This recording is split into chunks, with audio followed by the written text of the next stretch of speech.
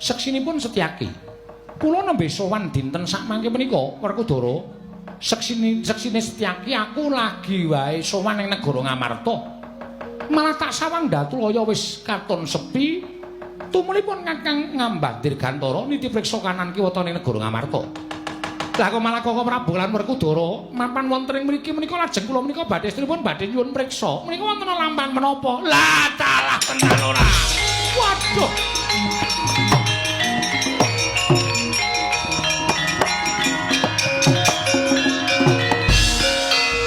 Wah. Lah kok ora merucut ucape Antasena. Kandhane kok. Kapok ora.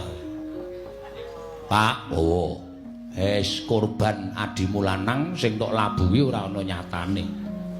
Waduh.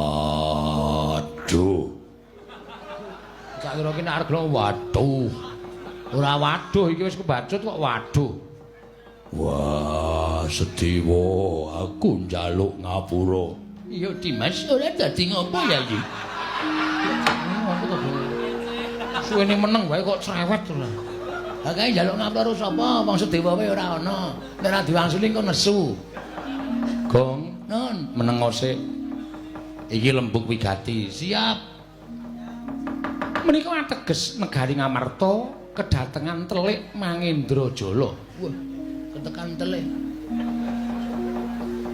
Ingkang dusta pustaka Jamus Nyang Jimat Lima Sada. Waduh, mongko pun Kakang dadi saksi tama. Atur Nyai Prabu Darawati kunjuk Nyai Prabu Darmakusuma mekasan Nyai Prabu Darmakusuma maringake pustaka Jamus Nyang Jimat Lima Sada. Inggih. Werkudara tumuli mentala kelawan adimu lanang ngono to? Iya. Wis, perkara iki ora sandadak padha digawe getun. Jerengsing jeneng lelakon kuwi adile ming dilakoni, pacoban kuwi adile mung disandang. Yo. Mula sesuk meneh kuwi sing prayitna ngati-ati.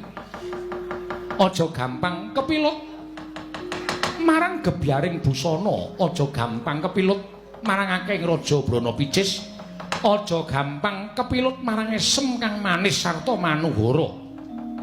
Ingkang saknyatane kuwi bakal dadi racun tumraping para Pandhawa. Ya, aku njaluk ngapura, Dara. Nggih. Janaka Yai Prabu Darmakusuma dikanthi derekno tindak menyang ndi? Sowan ning Karang Kadempel, Petro, dalem. Bapakmu piye? Lho, sampeyan pun pirsane bapak loro. Wis. Pun dilek? Durung. Waduh. Mbeto napa? Ora nggawa apa-apa, Pit. Wah. Jeruk-jeruk ora masalah. Sing kecut wis. Nggo linu-linu untu ya, Tru. Mangane linu uripe. Ha iya. Tolong linu untune. Ha iya. Sowan ana ing Karang Kadempel, Werkudara. Ya. Mengko manut karo ngendikane Kyai Semar. Ya. Kabeh diganti ning negara utawa ning Karang Kadempel. Elinga. Pandhawa tanpa Semar tak kira bakal nungsang puyeng lakone nggudel bingung numbuk bentus ora weruh kiblat. Yen tanpa nata Ndarawati wae tak kira Pandhawa isih isa nata marang uripe. Nanging yen tanpa Semar, merga Semar ki pusaka ing bisa kandha jimat kang bisa ngucap sapa ing citaken kelawan Semar ingkang lali dadi eling ingkang luput tumuli dadi bener, ingkang bengkong tumuli dadi jejeg. Yo, kok ora Bu? Nggih. Monggo dateng Karang Kadempel. Yo. Petro, nun. Sowan bapakmu. Alhamdulillah, Gong. Sinuwun Ndarawati barang arep ning Karang Kadempel. Wah, wis Semar ki mung etok-etok jan. Ora, ngawur Semar. Pomeng golek sumbangan ya ora. Iki anak apa to ya? Anak kodhok. Ngayal kan. Monggo sinuwun. Koko Prabu. Ya, ayo. Werkudara. Ya tak derekke. Antasena melu ya nggih. Ya, Pakde ngestake dawuh. Setyaki ayo. Monggo sinandhang dening Kakang Badranaya. Kakang Semar. Yen to pancen Kakang Badranaya kuwi darbe pepinginan marata gage. Aja terus amilalu apatrap kaya wong nandhang raga nanging gage wungu. Kakang Nayantaka matura marang para Pandhawa ingkang kabeh padha rawuh sowan ana ing Karang Kadempel.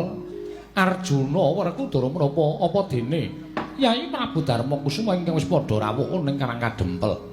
Kabeh mung mituhu marang kersaning Kakang Badranaya. Dipul. Wah. Mesakno marang para Pandhawa. Aja nandang loro kaya mengkono Dipol kage Tangiya. Tangiya Semar. Apa wigatine kowe duwe lekas sing kaya mengkono? Yen pancen kowe darbe panggayuh, kowe darbe pepinginan matura, Pandhawa ora bakal wegah mujudake pepinginaning Semar Badranaya ya pamonging para Pandhawa. Ngenten iki Ndara. Bendina kemeng ngenten iki mboten maem, mboten ngombe, ming kecap-ketip, awake panas. Wingi kula tes pen. Tes pen goblok kuwi lho sing nggo ngetes anget iki lho. Ayo ming dites ngono wae, dites suhu badan, ora nggo pen, ora. Wingi kula tes niku ngantos 50 gangsal derajat. Panase ra jama-jama awake. Mesake Ndara. Mbok nggih pripun carane digolekke tamba napa ta napa? Wingipun kula blenderke pace nggih mboten suda. Mboten diunjuk malah ming diambu tok. Terus tutuke mingkem mboten purun ngunjuk. Napa-napa pun kula golekke, wortel nggih pun kula blender. Wingipun kula deploke intil wedhus nggih mboten. Kula omong sing apik to, Gong. Tangan kok dilebokke cangkem ora. Aku ki ngomong senengane bapak ki lara tenan. Gagang Semar. Aja kaya bocah cilik, Kakang. Arjuna ngerti sejatine apa ing katindake Kakang Badranaya sayekti Kakang darbi panjaluk, Kakang darbi pepinginan, nanging mung ora kepareng kawedaring pangandikan Kakang Badranaya. Semare koden prayetna samurires eka balik titiyani gandayani tresanya purnama sasi gilar-gilaraning latar milang lintang Bima Sekti Kang Pranyata Kyai Nayantaka tan saged pinisah kelawan panengahing Pandhawa Raden Arjuna dupi midhanget aturipun ingkang Badranaya nggih Sang Arjuna dadi wuwuh kekuatan iki ora Semar Badranaya mila sigra nalika semanten wungu sangenipun Indra kagiat kadra kasang-sangganing para Panakawan wau Semare koden prayetna semures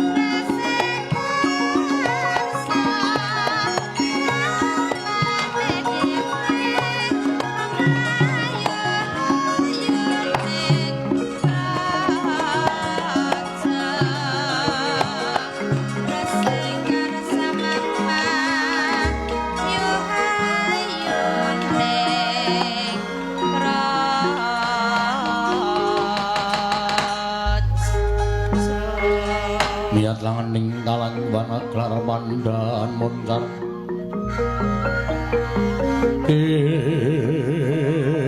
non lir kekonang surem sorotetan padang